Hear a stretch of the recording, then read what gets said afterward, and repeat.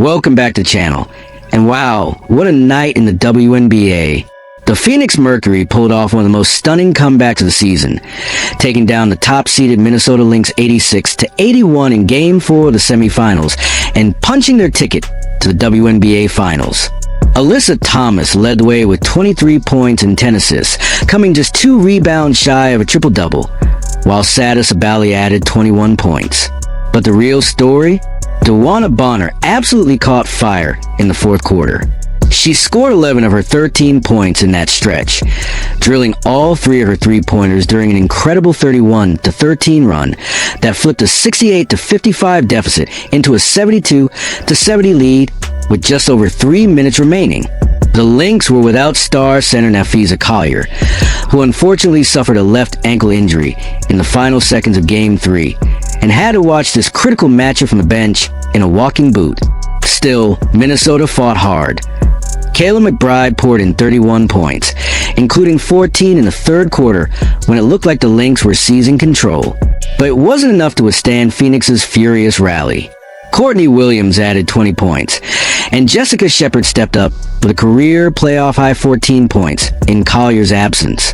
The 4th-seeded Mercury had trailed by 14 in the first quarter, but it wasn't until Kahleah Coppa's three-pointer on their first possession of the second half that Phoenix finally grabbed the lead. From there, the game turned into a back-and-forth battle. McBride kept the Lynx within striking distance with clutch threes, including a huge shot that cut the deficit to 77-76 with just over a minute left.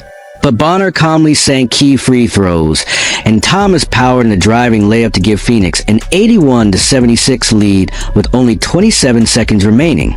Natasha Heidemann answered with a late three to make it 84-81, but Copper closed out at the line, draining 2 free throws to seal an unforgettable comeback. The game also came with unusual circumstances. Lynx head coach Cheryl Reeves served a 1-game suspension due to her actions after Game 3, leaving associate head coach Eric Thibault to lead Minnesota. The absence of both Reeve and Collier clearly hurt the top-seeded Lynx at critical moments.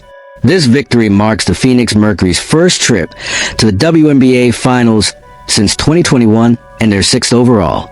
They're chasing their 4th championship, having previously won titles in 2007, 2009, and 2014. Veteran leadership was on full display. Kahleah Coppa rallied her teammates on the court, shouting, "Let's go get it." That energy carried Phoenix through one of the most historic comebacks in recent memory. The WNBA Finals are set to begin this Friday, with the Mercury ready to face the winner of the Las Vegas Aces versus Indiana Fever series. And for the first time in league history, the finals will be a best-of-7 showdown, setting the stage for even more drama, energy, and excitement. The Phoenix Mercury are back, and they're coming to crown with fire. If you love clutch performances, historic comebacks, and pure playoff intensity, this is the moment you've been waiting for. Stay tuned, because the WNBA Finals just got a whole lot more interesting. You guys, I mean, especially tonight, but just in the past 3 games of this series, I mean, this feels like a series that was kind of decided in the fourths. I mean, what were you seeing out there tonight that made that last period or quarter, tough for you guys? I think you got to give Phoenix credit for the way they defended in some of the fourth quarters.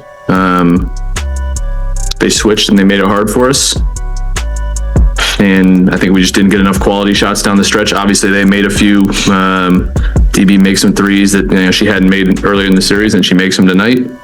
I know they got 31 in the quarter. I actually thought we got a few stops, and we just weren't able to convert on them. We did a good job taking care of the ball, but we got up against the shot clock a bunch of possessions. And then as players, I mean, as leaders on this team, this was a group that was so close last year, and then to run it back with that same group. I mean, what does it mean to you guys to be here with this team and this specific group of teammates? I mean, just amazing people, right? Like, it make it easy to come to work. It make it easy to play hard for the person that you out there battling with. So I think that's been our MO all season, last season, and I mean, definitely happy to play with this group of people for sure. Coach, a tough ending to a great season for you guys right here. Can you speak to the team's resilience and perseverance and able to battle through without their head coach and without one of their best players? Yeah, I mean, I think everybody already knew it about this team. I don't think they had to prove it tonight, but it's another example of it and the way we came out to start the game, and everything's gone on the last couple of days. The way these guys came out and played, and we took their run in the second quarter and came out and did the same thing again in the second half. At a certain point, that's who you are, and that's who these guys have been now for a long time. And I was just really appreciative of the way everybody played and competed. Kayla, I see you're visibly upset right now. What's the toughest part about this loss? Is it not being able to extend this season, or just the way it finished for you guys?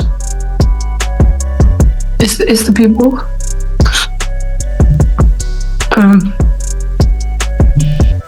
It's the people that I go to work with every day.